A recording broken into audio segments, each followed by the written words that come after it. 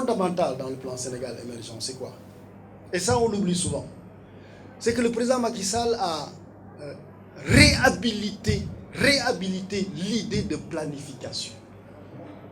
Pendant longtemps, on avait abandonné la planification. Ça veut dire qu'au fond, quand il y a eu la crise économique, cela a été tout à l'heure expliqué, avec l'avènement de l'ajustement structurel, au fond, notre pays était dans un environnement économique international tellement défavorable qu'on avait finalement une bonne dimension de pilotage à vue dans la conception et la mise en œuvre des politiques publiques.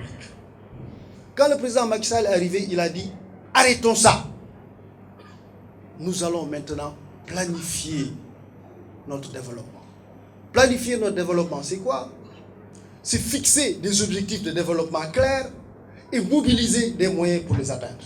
Le président de la République, on le sait, a eu la généreuse idée, mais aussi la géniale et à la fois généreuse idée d'ailleurs, de lancer Diamniadio, la ville de Diamniadio. Personne n'y croyait au début. Personne n'y croyait. Les gens disaient, mais comment Macky Sall peut construire une ville en quelques années, alors qu'ailleurs, la construction des villes prend des décennies et des décennies. Il a lancé Diamniadio. Ceux qui y ont cru l'ont accompagné. Aujourd'hui, Diamniadio est une réalité. Et Diamniadio est une réalité dans le département de Rufisque, mais qui est visité aujourd'hui par plusieurs chefs d'État. Comment organiser des synergies pour que cela soit profitable aux Rufisquois?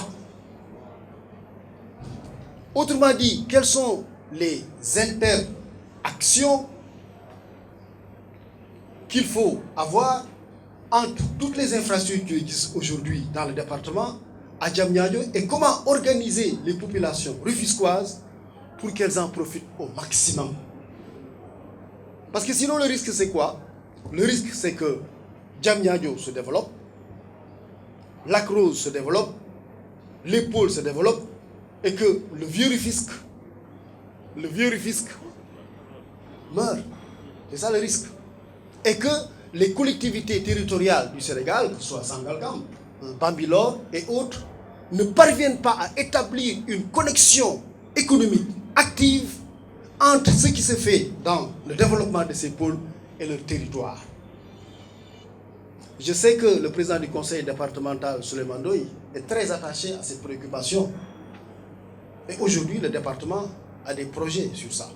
Mais pour moi, et ce sera mon dernier mot, après tout ce que le président est en train de réaliser dans le département pour impulser son développement économique et au-delà le développement économique du Sénégal, comment nous, Rufisquois, nous pouvons nous organiser pour tirer le meilleur avantage de ces externalités, comme disait tout à l'heure le professeur. Je vous remercie.